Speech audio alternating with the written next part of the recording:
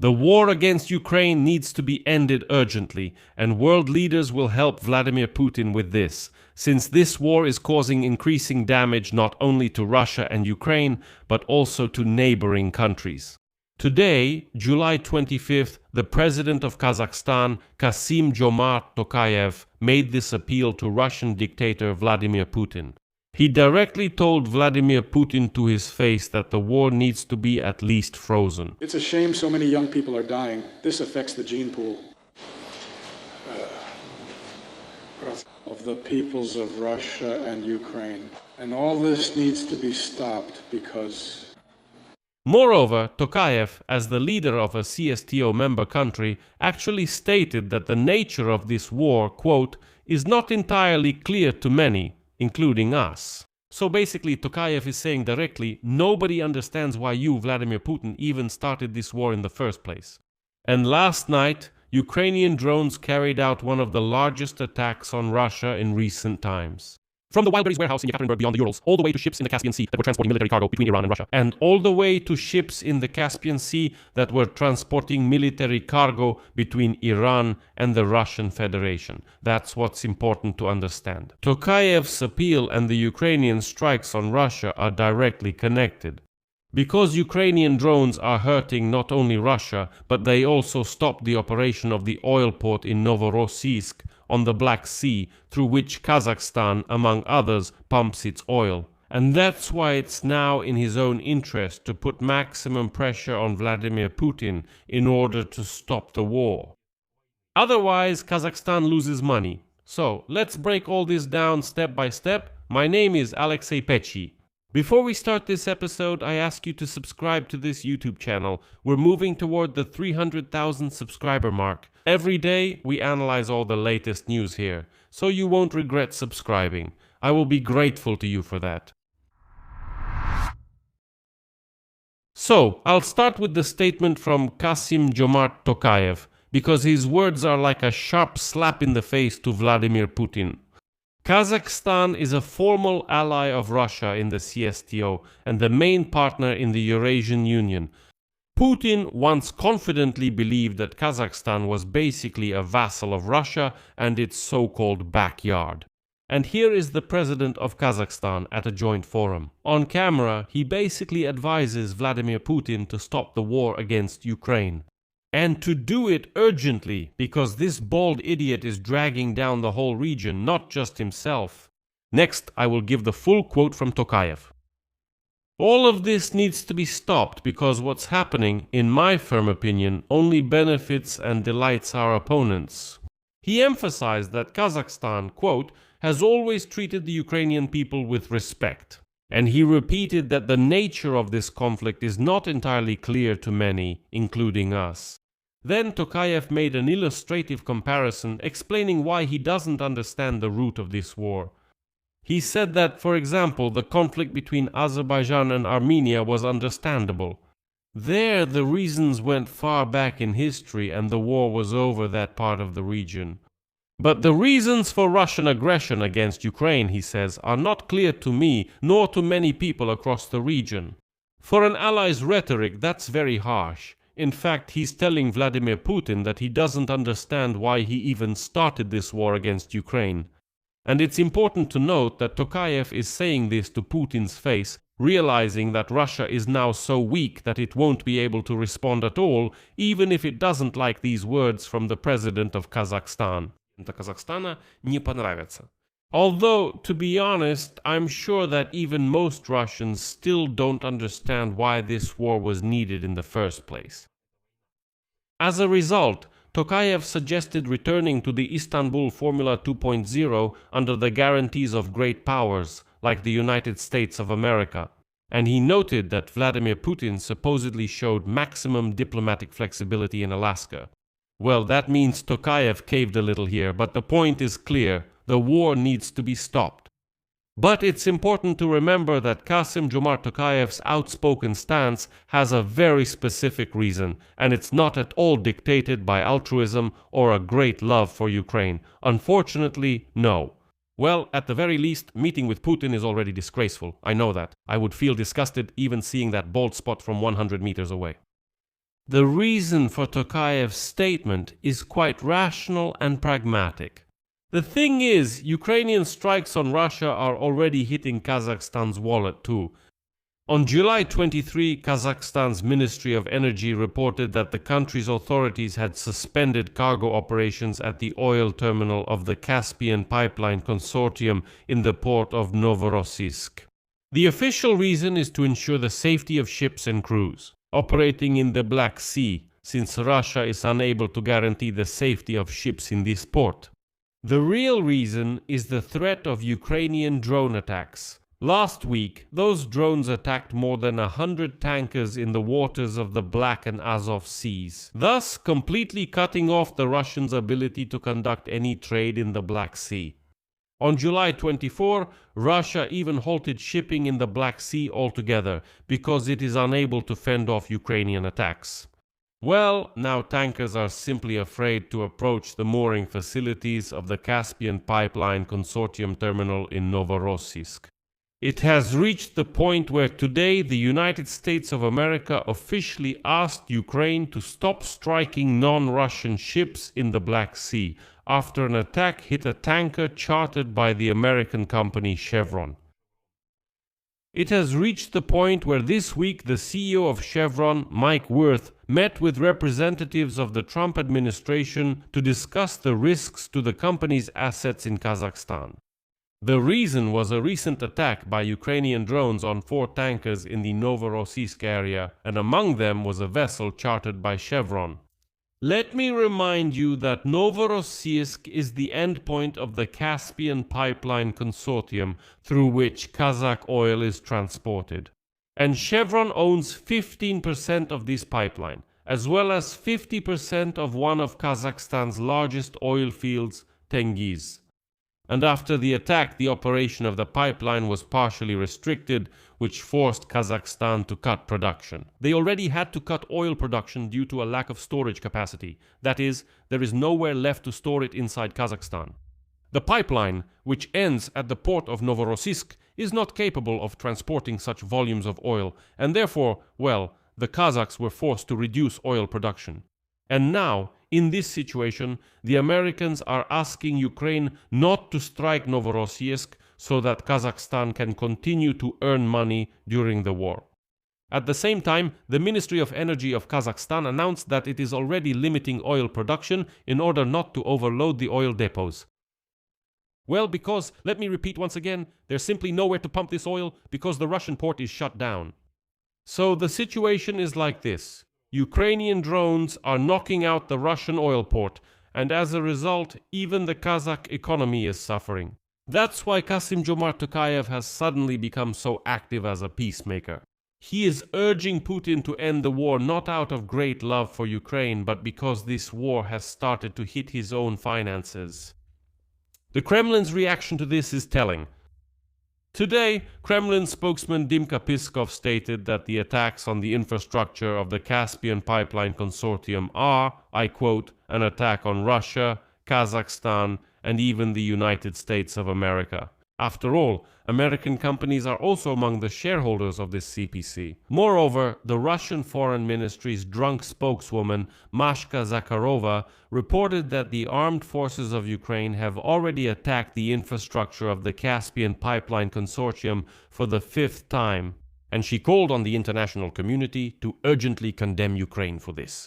So basically, Moscow is trying to use Kazakh oil as leverage to turn both Astana and Washington against Ukraine. But official Kyiv responds to this firmly and directly. Ukraine is attacking Russia. And the fact that Kazakhstan and the United States of America are still working with Russia, and Russia itself cannot provide you with any security, well, that's your problem with Russia. That's not our problem. Once again, we were attacked by feral Russia. In response, we are attacking this feral Russia, taking out as many ways for it to make money as possible. If you continue to work with Russia, that's your problem. Don't want Ukraine to attack Novorossiysk? Yeah, no problem at all. Make the bald dictator Putin just stop this war. That's it. Then you can keep trading oil through Novorossiysk. Until then, sorry, but we're defending ourselves. Meanwhile, the defense forces of Ukraine continue to scorch filthy Russia.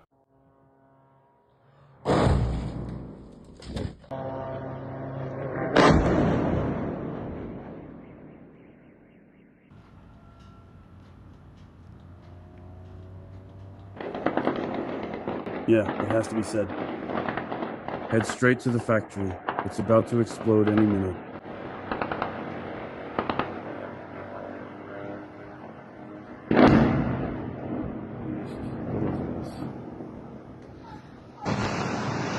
RPT will catch fire.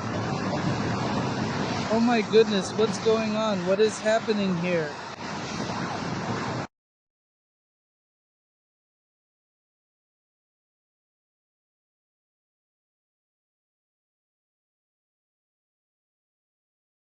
The most effective attack tonight, July 25th, was a strike all the way in the Caspian Sea. The security service of Ukraine has struck ships this far away in these waters for the first time. Zelensky today confirmed, quote, Ukraine has achieved very good results in striking Russian ships at long distances in the waters of the Caspian Sea. You know, it's on the tip of my tongue to say what exactly was achieved there. Demilitarism. To demilitarize Ukraine. At the beginning of the full-scale war, Ukraine had no capability at all to strike that far. What exactly did the SBU drones hit in the Caspian Sea? The first was an oil production platform at the Filanovsky field.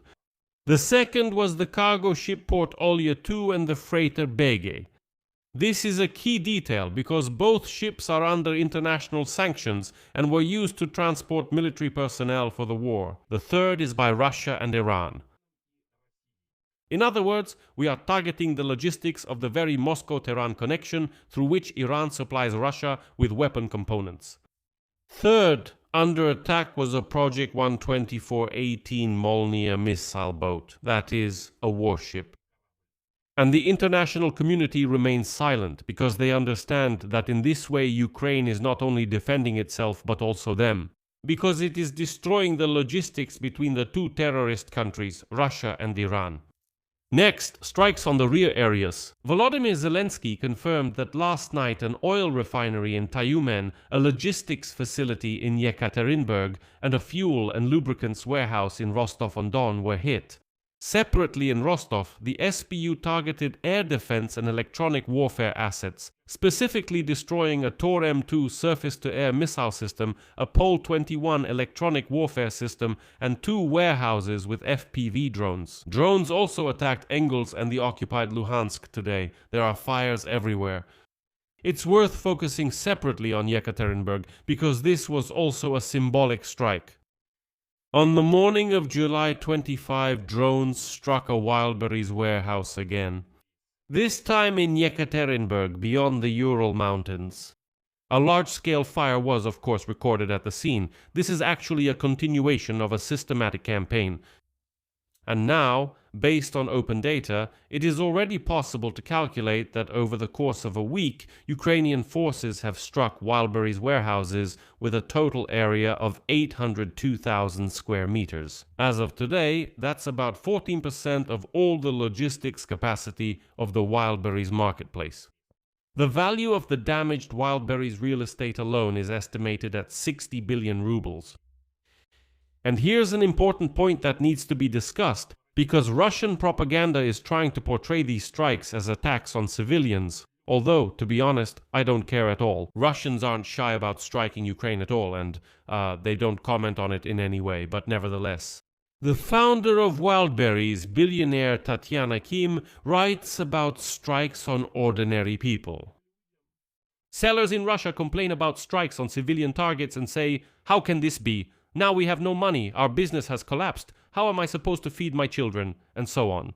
But the reality is different. These strikes hit Vladimir Putin's military economy. To get ahead of myself, I'll say this. Exactly what I said about Kazakhstan, I'll say to ordinary Russians. Don't want strikes on so-called ordinary people? Then get rid of your Putin and there won't be any strikes. It will all be over. The point is, logistics hubs of this scale are supply nodes. And Zelensky directly stated that the attacked centers were used to supply the Russian army with drone components and navigation equipment. On the other hand, it should be acknowledged that these strikes are intended to create all the conditions for the war to keep going. Continuing the war against Ukraine will become much more expensive for every Russian than stopping this war. Well, while Ukraine is striking Russia, Europe has started to help in its own way, and it's quite sensitive for the Kremlin. As part of the 21st package of sanctions, the European Union has approved a mechanism that allows member countries to confiscate and sell crude oil and other goods seized from ships of Russia's shadow fleet. That means European countries will now not only be able to detain tankers carrying Russian oil that bypasses the price cap, but also seize the cargo, oil, grain, whatever it is, and put it up for sale. And I should note here that European Union warships in the Mediterranean have already been given the authority to stop such tankers. France has already stopped more than one tanker from the shadow fleet, and now they can actually seize such a vessel and simply sell the oil that was on board. In short, you can even make money off the fact that Putin tried to deceive everyone and sell his illegal oil. Overall, this is great news. In fact, there has already been a precedent. The United Kingdom intended to sell the oil from the seized Russian tanker through an auction and transfer the money to Ukraine. Now, this is becoming a standard tool across the European Union. In the Kremlin, such actions are hysterically called expropriation of oil by pirate methods, which in itself shows how much this affects their income. But let's be honest, why should we care what the Kremlin thinks? What kind of stench comes from those wild swamps? And one more important piece of news from Europe. On the morning of July 25, a Romanian F-16 fighter jet shot down a drone that violated the country's airspace 10 kilometers west of the city of Sfântu Gheorghe in the Danube Delta. This was personally reported by the president of Romania, Nicu Șordan. Moreover, this is already the second such incident in 2 days. The day before, on July 24, a Romanian F-16 also shot down a Russian drone. Romania is a NATO member, and it previously passed a law granting the right to shoot down drones that enter its territory. NATO has increased monitoring of the airspace over this country by deploying additional early warning systems. We're talking about Russian drones that, during strikes on the Ukrainian Danube region, cross over into Romanian territory. And the fact that Romania is now shooting them down is another signal that the Russian war is increasingly affecting the territory of the North Atlantic Alliance. Now let's sum up the past 24 hours. Ukraine's defense forces struck Russia across a vast area in just one night. The Caspian Sea, with ships of Iranian-Russian military logistics, an oil refinery in Tyumen, a wild berries warehouse in Yekaterinburg beyond the Urals. Air defense and drone warehouses in Rostov. 14 ships have been taken out in a week. The logistics facilities of the largest Russian marketplace are worth, by modest estimates, 60 billion rubles. Well, the port of Novorossiysk ended up shutting down, and that's exactly why something incredible happened in Omsk today. Vladimir Putin's ally in the CSTO, President Tokayev of Kazakhstan, advised him to freeze the war. Of course, not out of great sympathy for Ukraine, but because our strikes on the Russian port of Novorossiysk also stopped Kazakhstan's oil exports, forcing Astana to cut oil production. The war that Putin waged, hiding its consequences from everyone around him, is now hitting even his seemingly closest partners in the wallet. Add to this the European Union, which has started confiscating and selling Russian oil from shadow tankers, and Romania, which for the second day in a row is shooting down drones with its F-16s. And it becomes clear that the ring around Russia is tightening from all sides at once. And it all starts with our Ukrainian drone operators, who reach farther every night. Now they're already reaching as far as the Caspian and the Urals. I'll leave it at that. Share your opinions and conclusions in the comments under this episode. Subscribe to the channel, hit the bell, and don't forget to like. That's it for now. Take care. Goodbye, everyone.